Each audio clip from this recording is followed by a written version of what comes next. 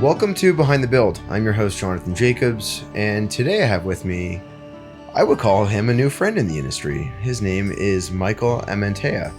Did I say it correctly? You did. Close enough.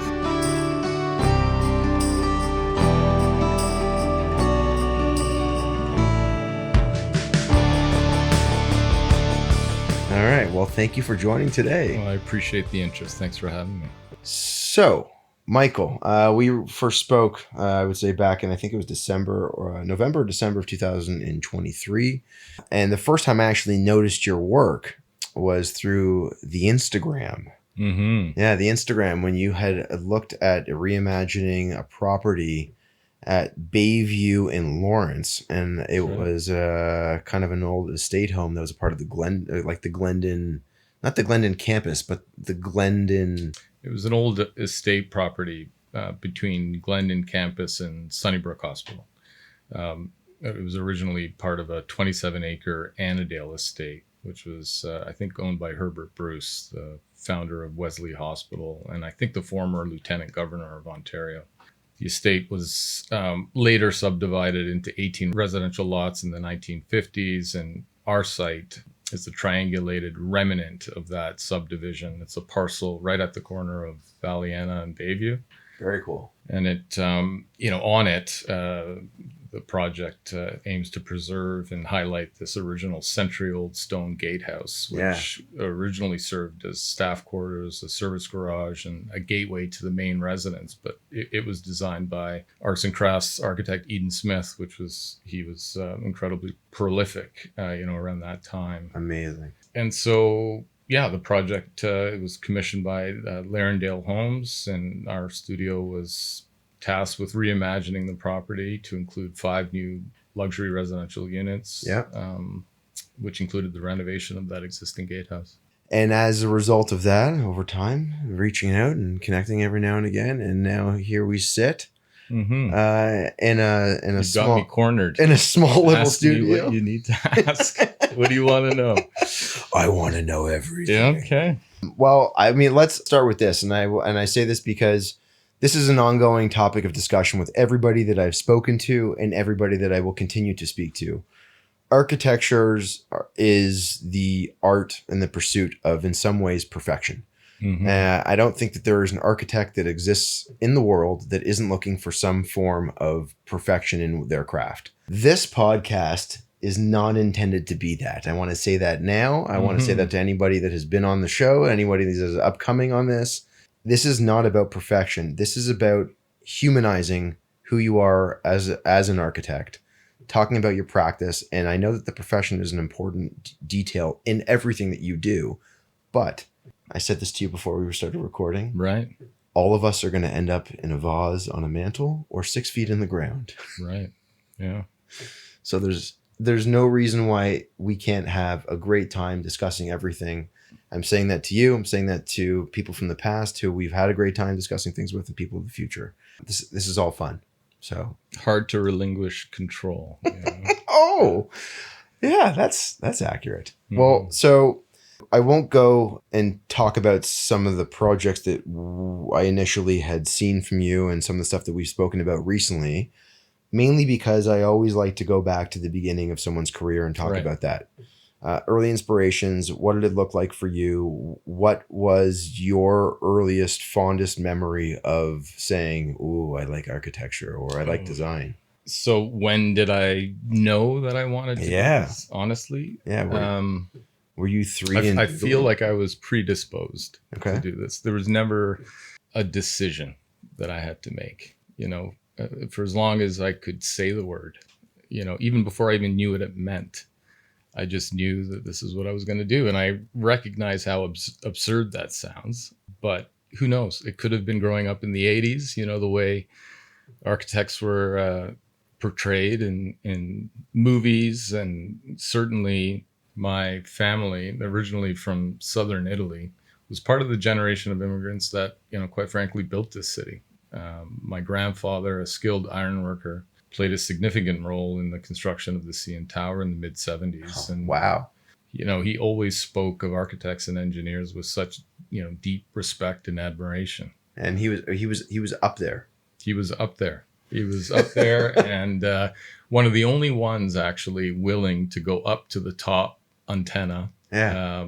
And spend long, cold days with no light, just getting lost in his work. Amazing. And, always willing to sort of go and do what no one else wants to do. Right. Yeah. And, he was very proud to be a part of that. And, of course, my parents, who held me to high standards, always encouraged and fostered my interests and pursuits. My father was incredibly creative and a very talented artist. He was a huge source of inspiration. While my mother, with no shortage of tough love, taught me the importance of, taking pride in my work and the value of pushing my limits and venturing into the unfamiliar and sometimes uncomfortable. Yep. Sounds like proper parents. That's right. But who knows? And, maybe it was a combination of all those things. Could have been the movie Three Men and a Baby. I have no idea. Ooh. Who doesn't want to be Tom Selleck walking in a room, right? Looking as good with a roll of blueprints under his arm. If there's one reference that I was not expecting, it was Three Men and a Baby. Go. And I'll tell you. See, that's why I said, be careful what you wish for here. If you want the real me, you're going to get the real me. No, but it's never been a decision. Never considered anything else. It was just a path that I stuck with, and I'm very, very happy that I did, because it really is a huge part of who I am. Yeah. And so was this something that you started to go and focus on when you were in high school? Like, were you taking all the different art classes, photography classes, and shop? Like what did that look in high school? I wish I had taken shop, right? To be honest. I really wish I could. I said that to my son the other day. I said, I wish I had taken shop, but I didn't. Foolish. All the sciences and heavy on the math, and of course drafting. Yeah, some fond memories of my old drafting teacher, Mr. Rocca. Who shout out to Mr. Rocca. I don't know. he was entertaining. And he was tough. It was a fun time, but took everything I needed to take to to pursue this in university, and applied to a number of different institutions and landed on U of T. And that was, I guess, back in 96. Okay. We were one of the last graduating years from the 5-year bachelor program. Wow. 5-year program. The 5-year program. And that was after grade 13. Yeah. Right? So we had a little extra time tacked onto everything. OAC was like the best year of high school. It's one of my really joys in these conversations. I think they should bring it back. Let's bring it back. I mean, they should bring it back. This is a complete aside, right? But they should bring it back, only because everyone's so juvenile when they're entering the workforce. It's true. And, you can't expect, I know I'm not alone, but certainly a part of the exception to the rule. You can't expect kids to really have a handle on what it is exactly they want to do. And they just need to live a little bit more and experience things. But yeah, I went through the 5-year bachelor program at U of T, and then went straight into the workforce and never looked back. And so it's been a good fit, because you never really know. There's a big disconnect between the education and the reality of the profession. I was going to say, do you know now? Because I still don't know. Know what? You never really know. Yeah. I don't know. I don't know what I don't know, and there's a lot I don't know. So there's a lot to learn. And there will be, and that's part of the draw, I think, is that you never really truly arrive, right? The project is never over. There's always something more that you can do, push the envelope on just thinking and the execution of the work. But, as you say that, I think that anyone that knows, and I use air quotes as I say this, none of you can see that, but I'm air quoting. If you know all of what you're doing, are you really pushing the boundaries of what you're capable of doing with your creative mind? And the easiest answer to that is no. Yeah. And is that where you want to be? Do you want to be complacent? I don't think. Well, that's exactly, you hit it right there. Right. Complacency is, you never want to grow complacent with the work. Yeah. You always want to stay sharp and ambitious. And for me, it's the project is my life's work, right? I take pride in what I do. I enjoy it immensely. And from my very first project, which was done after hours, working at HPA, it was a family project. I wasn't being paid. I want to be clear on that. And, from that first project, which was the Kleinberg Pool Pavilion, until my very last project, when they're going to have to, grab the pencil out of my dead cold hand, that's the project. And each project throughout my career is a buildup, it's a refinement, and there's a satisfaction in that. There's something about the craft of building, that is, it's exciting to try and, achieve the unattainable, which is to master the craft. I don't want to be a generalist, right? They say architects are jack of all trades. I want to be the master of all trades. And again, I know how unrealistic that is, to assume that you're going to know every trade and every corner of this profession better than those that you rely on when you collaborate. But that's the ambition. That's the push. Yeah. And I know I'll never get there, but with every project, you just push yourself to learn more, to do better, and just elevate the work. You've said two things there that actually I'm going to bring together as a conjoined thought. Okay. I think it speaks really well to what you're talking about.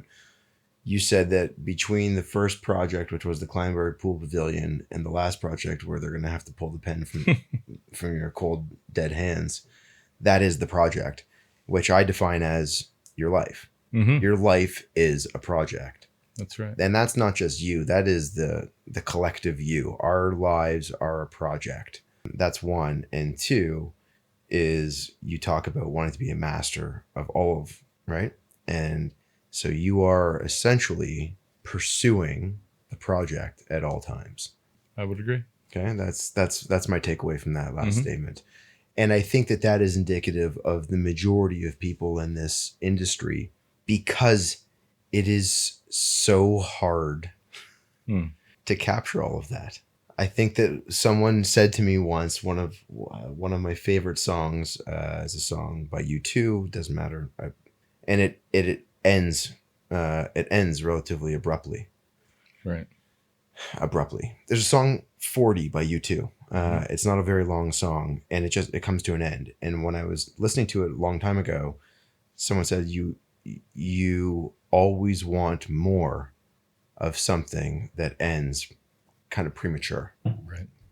And so I say that because that's what, to me, what you're describing. And that is, in all of these discussions, people feel like they didn't get something out sometimes, or that they had missed something, when the reality is life is imperfect. Mm-hmm.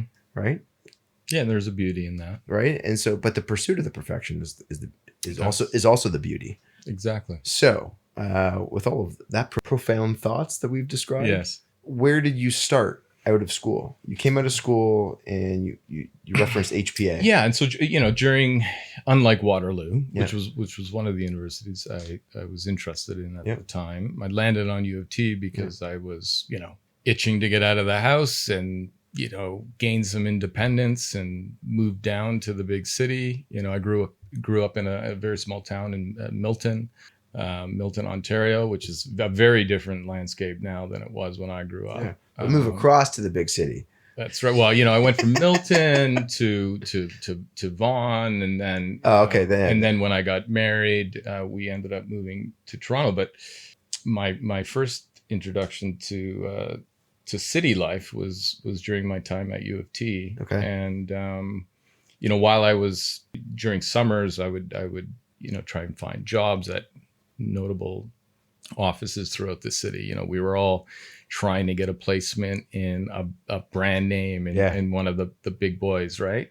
The lineage of excellent, Canadian architects was important, to be a part of that lineage, and to sort of understand and appreciate the history. I worked for Montgomery Sisam one summer. I worked construction. I worked for Architects Alliance, who's actually Wallman, Clewes, Bergman, and I was there during the transition with Peter Busby coming in, and then Nostrand, DiCastri, and I was an electrical apprentice for a number of years. Cool. So I felt like I had a good kind of well-rounded set of experiences and developing my skill set and knowledge. And of course, 2020, I wish I could go back as an electrical apprentice now, and I'd see things differently, different eyes. But in my 5th year, I TA'd for David Pontarini, and shortly after the semester and after my thesis, he offered me a job, which was amazing, right? It was the place to be. There was certainly a rigor with the work that resonated, and I felt privileged to be able to work in that environment. It was chock full of talent from wall to wall. I mean, just exceptional talent in that room, starting from the top, quite frankly, and learned a lot from David. His temperament, the way that him and CMAC ran the business, I think was admirable. It was a really good balance between the business of architecture and the execution of really refined work. Mm-hmm. And there was so much opportunity. I mean, at 25, I was the project intern architect, because I wasn't quite licensed. Yep. For the Branksome Hall Middle School edition, and talk about just jumping into the deep end. And I remember even David pulling me aside before my first big site meeting, round table with all the project managers and consultants. And he just kind of pulled me aside because I went on my own, and he said, just don't tell anybody your age, So I went, and I, fake it till you make it. And I took it really, really seriously. I did. And that was a time when the concept of work-life balance was very different than I think it is now. Right. Back then, the idea of work-life balance meant, for me anyway, meant you put in your time now. And one day you could be that partner that walks in with the beautifully tailored suit and the cappuccino, and, you make the big stroke moves, and that's that. Right.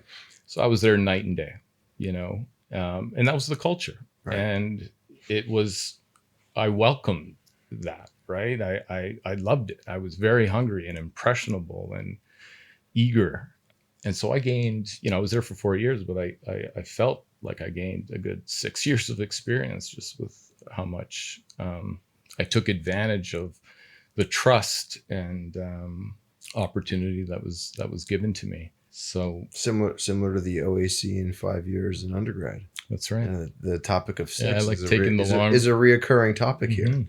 So what from there, did you go out on your own, or there was another stop in between? No. So, and it's important to note as well, part of the sort of appreciation for having been there was sort of recognizing that, David and CMAC had, broken away from KPMB, right? To form Taylor Hariri Pontarini, which was later just David and CMAC. And KPMB came from Barton Myers. So I there was a lineage of thinking and really good work that I felt privileged to sort of be a part of. And so I worked on a whole myriad of projects from residential to even smaller scale, to the middle school project, and then we started getting into larger scale mixed use projects, both locally and even in the U.S.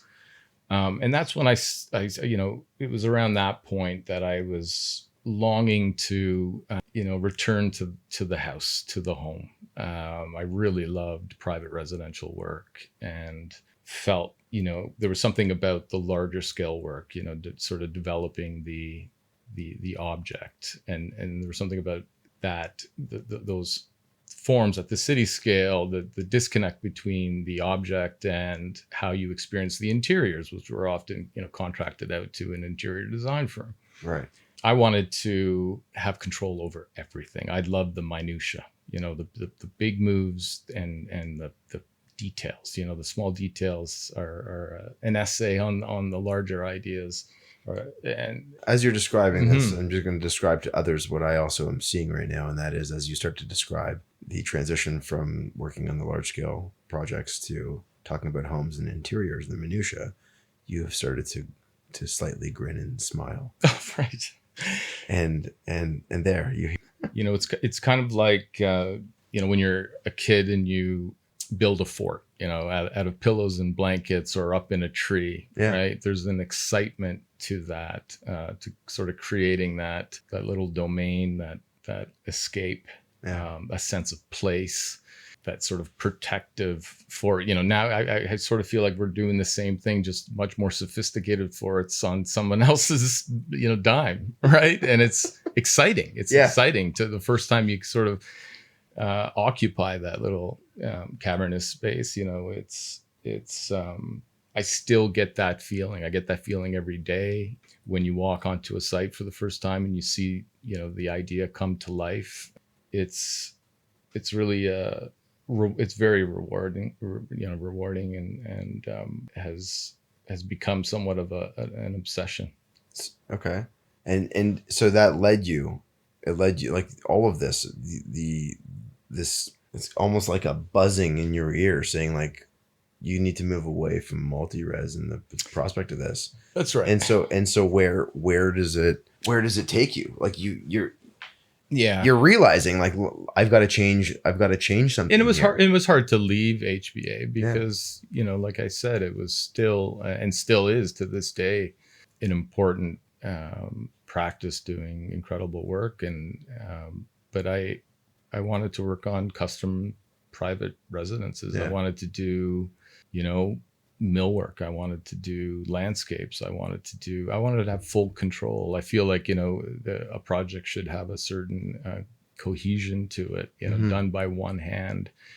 And so who better than Ian McDonald at the time? And he was a professor at the University of Toronto during our time there. Most of the professors were practicing architects, which was a huge benefit of U of T. Yeah.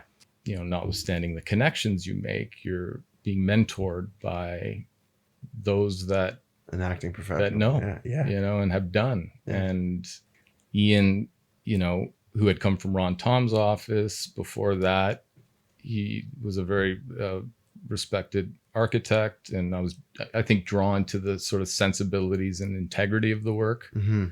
There was an honesty and warmth about it, well crafted yet unembellished. And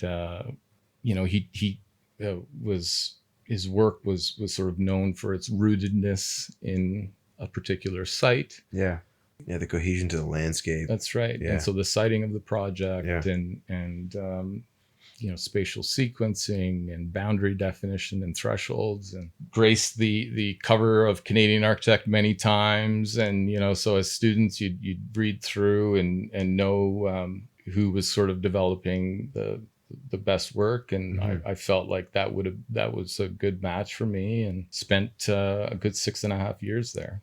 But during my time at HBA, I had done this independent project. It was actually for my in-laws, and an ambitious project.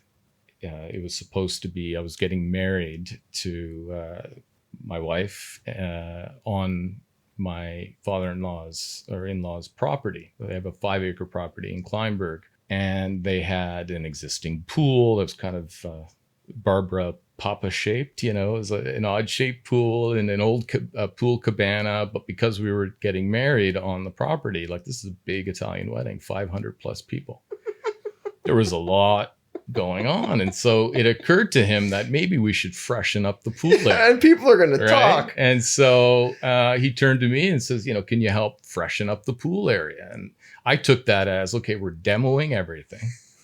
And we're going to develop the most incredible prototype, and I didn't even call it a cabana. I said, this is a pool pavilion. And so it took him a while to even wrap his head around what the hell that meant. Yeah, he's like, what are you talking about? Yeah. I just want you to put in some plants. I want you to give some But papers. it was an exceptionally busy time. I was writing my exams. I was running the Branksome Hall project. I was doing this, kind of developing this project, and it worked out, beautifully. I later kind of submitted it on a whim for the OAA awards, and it won an OAA Award of Excellence, and then a Wood Design and Building Award, and then a Woodworks Award. And so fast tracking to my time at Ian's, one of my colleagues, who's now a very close dear friend, Nova Teona, she was an accomplished writer as well as an architect. Yeah, and her work is beautiful as well. And exactly. Yeah. And she, so I was working with her at the office at the time, and she, took notice of the project and said, I'd really love to pitch this to Canadian Architect. And we both thought it was a pipe dream. Who knows? Yeah. Go for it. So she did, and they said, yeah, we'd love to publish this. And to our delight, it actually made the cover of Canadian Architect, which for an intern architect at the time was a pretty big deal. Yeah, that's wild. But it's amazing. This is all kind of pre-Instagram, all the sophisticated marketing tools. No, you still have MySpace. Not even. MySpace. I'm probably the only person on the planet that doesn't have a Facebook account. So anyways, it developed a life of its own. Yeah. And it ended up getting published in 30 plus magazines across the planet, like Italy, Germany. It was hardcover books. Really? It just sort of exploded, and I started getting a lot of calls, but I just didn't feel like I was ready. I wasn't even sure if I wanted to do my own thing, because I was enjoying my time at Ian's and taking that work very seriously. And it was very much like an extension of the studio environment at school, where true collaboration, true mentorship. Yeah. And I was learning so much, and the work that we were doing there was fantastic. Well, and you were doing everything you looked at to do. You had sought out, right? Exactly. Interiors, landscaping, all the architecture. But it's a profession of mentorship. Yeah. And why not stay and learn more? I mean, I felt like I still had a lot to learn. So I stuck around for 6.5 years, and it was at that point that I had to, make a decision. And ultimately, it's a personal profession, and I wanted to develop my own identity as a designer. I, loved having done that independent project, which, taught me a lot, but I had so many ideas. I had so many thoughts. Right. Never really thought about the logistics of running a practice. I just knew I wanted to start building my own body of work.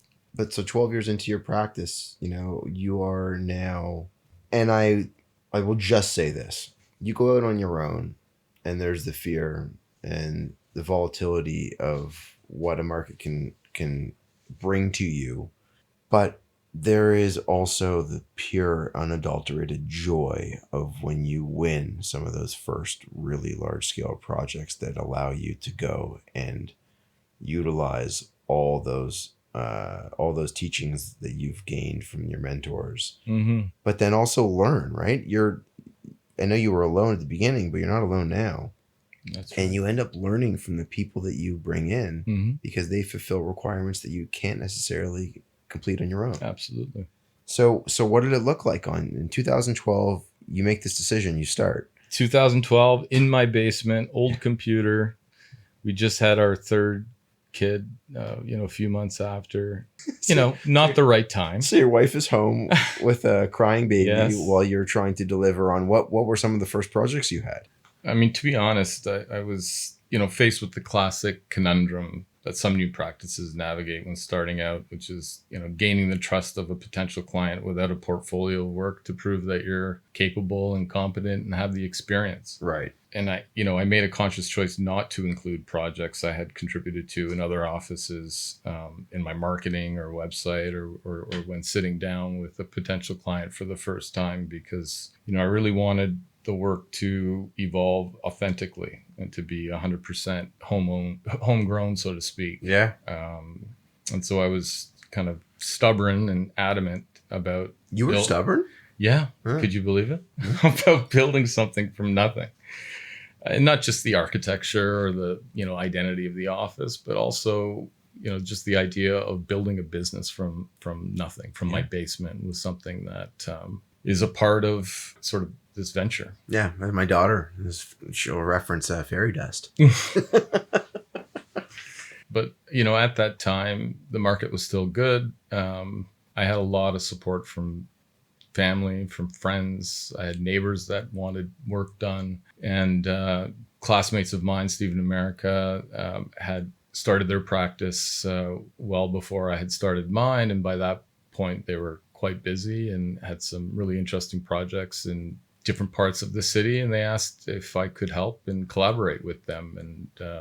And so that was a big part of how I started out, with all the support. Yeah. Interesting you say that, because I was wondering if you were going to say, like, they'd all started their practice and you kind of felt like now you were behind, but no, I never felt like I was behind. And you follow the work, and everyone tends to focus on different things, and they have different strengths, but I never felt like I was behind. But it was good to finally make decisions that I felt were right for me. Yeah. And independence. Exactly. But, I'm a very impatient person. But, so but you have to, the work never, the sort of integrity of the work is never sacrificed. I always kept my head down, and many, many projects where I just wouldn't make a dime, because it was more important for me to execute things as close to perfectly as I was capable of at the time. Mm-hmm. I was really wanted to develop a reputation for design excellence, and just stuck with it and continue to do that. And of course, with the calls, you get a lot of people that are just looking, for something quick, or just, until permit, and, it was hard to turn down that stuff, but right. I just knew it wasn't a good fit. Right. And so there were a lot of sacrifices that were made to get by. And now, thankfully, our studio has work where, owners are coming to us specifically for what it is we do. And so the tables have turned a bit, and it's great. It's really satisfying to see that we're finally starting to root ourselves into what is a pretty competitive environment, particularly with small offices, right? Yeah. We're a dime a dozen. Yeah. You used an interesting word there to describe the studio, and you said our studio. Mm-hmm. Not everybody says that. Yeah, it's our studio. Yeah. So we're small. How many people are in the hour?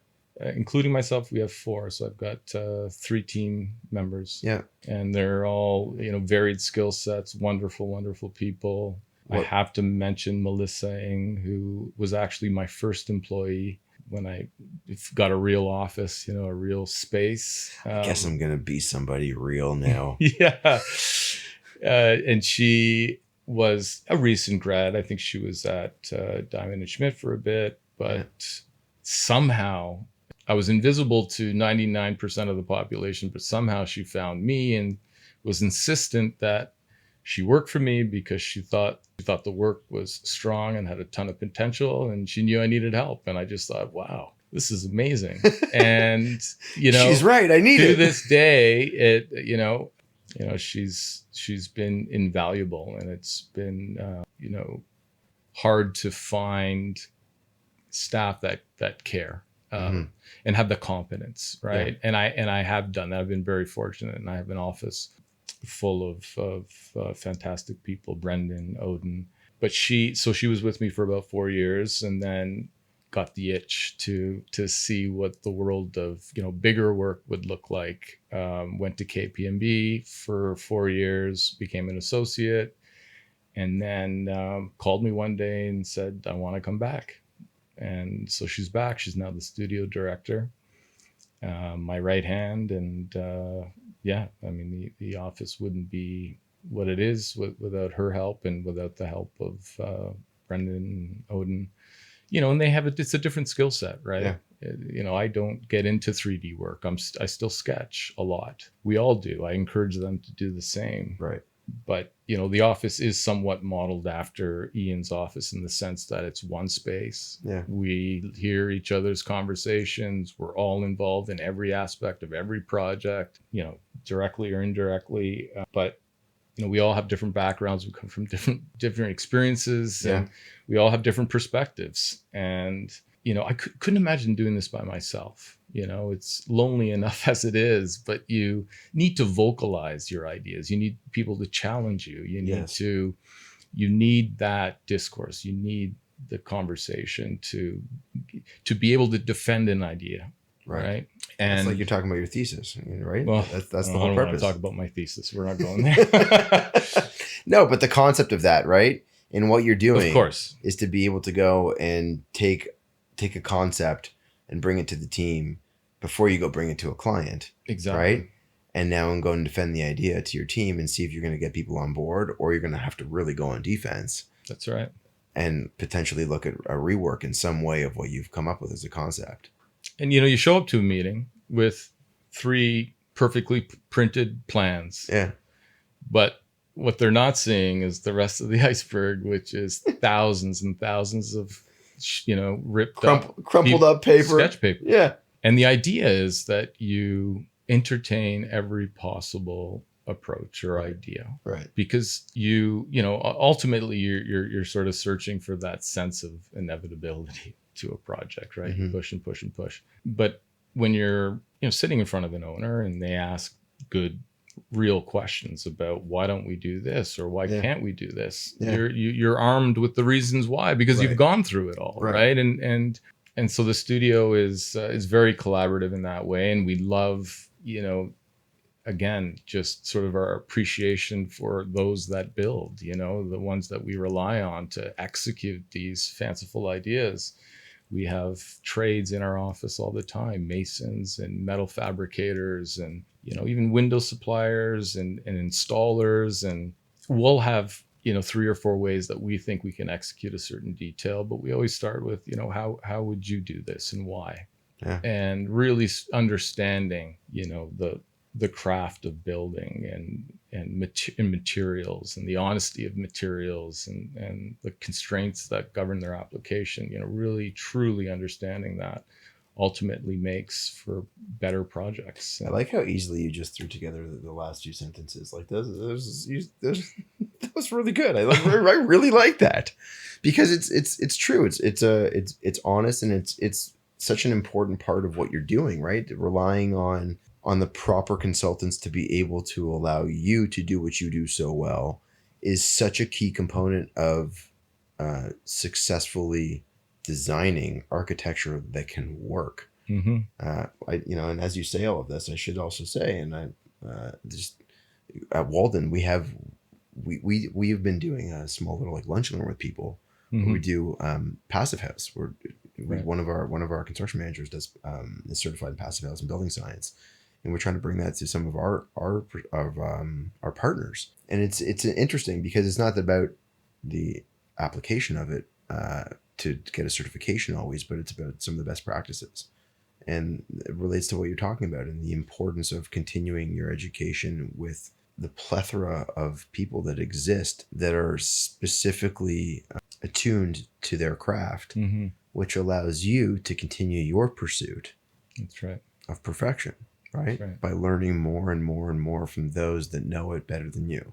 So you get to the point where you now have 3 staff, not including yourself. So including you is now 4 scales of project that you're starting to acquire now. Mm-hmm. Yeah, you and I have spoken about some of these projects. So now you're starting to get really, really real projects, fun projects, and in space where you have space to work with. Right. On some, right. In some of them, like a Caledon project, for instance, mm-hmm. you've got scale. That's right. So what is it like now that you get to this stage of the career where you get to go and really start honing in on the craft that you have spent the previous 20 years working on? Mm-hmm. It's like, describe that, like the feeling. it's overwhelming but exhilarating. Yeah. And it's I remember David saying once, how do you eat an elephant? It's like one bite at a time. Oh my God, that's right. You just there's a lot, and you Right. can't think about it's going to be a long process, and it's never linear. Yeah. Right. It can't be. Yeah. It's organic. It's iterative. Mm-hmm. You need distance, right? So we work at our own measured pace. We meet deadlines, and we take our professional obligations incredibly seriously. And we, have become friends with every client we've ever done work for, and if that's not a sign of some success, I don't know what is. Isn't it also one of the greatest joys that it is? Well, you get to experience the work. Yeah. Right? So you can, so there's all these pleasant surprises that aren't necessarily designed, these accidental moments that define, or become part of the memory of that place, right? You saying that, actually, in my discussion with Drew Mandel, Drew had this really, to me, profound statement where he said the major difference between commercial projects and residential projects is that when they are complete, the commercial project opens its doors. Yes. And the residential project closes its doors. It's so true. It becomes very finite, and there's almost a sadness to the residential side because you don't get to experience You're birthing a baby and giving it up for adoption, right? There, I'm going to use that. I'm going to use that one next. Oh, jeez, don't quote me. Oh, too bad. But it feels that way, because your heart and soul goes into this thing. Like, we care way more than we get compensated to care for, right? We always go way beyond, and it's not by choice. Yeah. It's in the DNA. Yeah. Right. It's about the integrity of the work, and and then, but there are a number of really kind of satisfying moments. The project gives back a lot, right? But to be able to then, you say, become friends with these people and be invited back into the home and then experience it in that way, is parties it's that I honestly, I don't hear of that from everyone. So that in itself is I think a testament of what you're trying to put out as a practice, and to you as an individual. I mean, that's something. I think a lot of it is, owners, clients recognize that it's a passion. Yeah. Right. And there's something positive about their experience of sort of sharing that, the process, right? Because we depend a lot on clients being a meaningful part of the process. We need that pushback. Right. And there are, moments in the course of developing a project, there are always these special kind of pivotal moments where a project develops a life of its own, begins to sort of articulate or define its own identity and sort of internal coherence. And it sort of marks the transition from concept to more of a unified whole. And it's a process of continual and constant refinement, right? It's just iterative, and you keep pushing. And then there's a point where the project or the building pushes back, the architecture pushes back. And that's when right? After all the value engineering and exhaustive coordination and refinement and scrutinizing everything to develop a very clear and restrained set of details or junctions or language, whatever it is. Yeah, when you reach that point, it's sort of reached that point of resolution. You're smiling again. Yeah, well, because it's great. Because I feel like that, when you get to that stage of the project, you realize that everything that you've put into it is now starting to finally give itself back to you, right? And you can see, I think one of the coolest elements, it's interesting how you use that word to describe it, coolest, but whatever. One of the most, I'll use this word again, one of the most profound elements of what this business is that everything here starts with a need, right? And a problem, right? Family in residential, even in commercial, there is a problem. And the problem commercial or multi-res right now is density and affordability. But in residential, the problem is like the space isn't working for the family in some way, right? Or they've got this dream they wanted to pursue. And the beauty of what it is that you're doing is taking that problem and now providing all of these potential solutions for it. And taking, again, I'm using the word again, problem, but it's not tangible. The problem isn't tangible. In some ways it can be, you have space issues or whatever that might be, but you take this problem and then you create a solution for it. And the solution is on paper, as you talk about, and lots of crumpled up paper. And I would say wasted ink, but not wasted ink because they're ultimately taking you to the finish line of what's going to get constructed. And then you get to the point where these people, it's move-in day, and they show up with the moving truck and they finally get it. Right? And all of the frustration and the blinders that many clients have on are lifted, and they say, "Oh my God, I can't believe that this is we got here." Yeah. Right. And like, is that not the greatest feeling? Absolutely. Yeah. And in addition to the day of the start of the project, all this anticipation, all the buildup, all the value engineering, all of the budget constraints. And in what world does any client ever have an unlimited budget? Like, it's never. I love constraints, right? And this is the success of a project shouldn't have anything to do with budget, right? It's about placemaking. It's about developing a sense of place. But every project is unique because it grows out of the particularities of a site. Clients, and there's a lot of reading between the lines, a lot of discussion. We'll get the sound bites, the kind of short or long list of client requirements, but really understanding how do they imagine their life like in this new space? How do they want this project to serve them? What does their life look like? And not just now, what does their life look like, more importantly, in 15 years, in 20 years? And helping them, educating and helping them make important decisions that are always tied to budget. But yeah, like, site, the assets and liabilities of a certain site, you see a lot of opportunity where someone might see a constraint, and, budget and zoning parameters and, family dynamics, all of these things are unique to a project. So, when you start with the first principles of design, a clean sheet, and you allow the project to grow out of these things, that, you sort of prioritize the things that are really important, and you put all of this together. It's exciting because it's always new. It's always different, and you're building off of your own kind of preoccupations, but you're and set of details and things that have worked and not worked so well.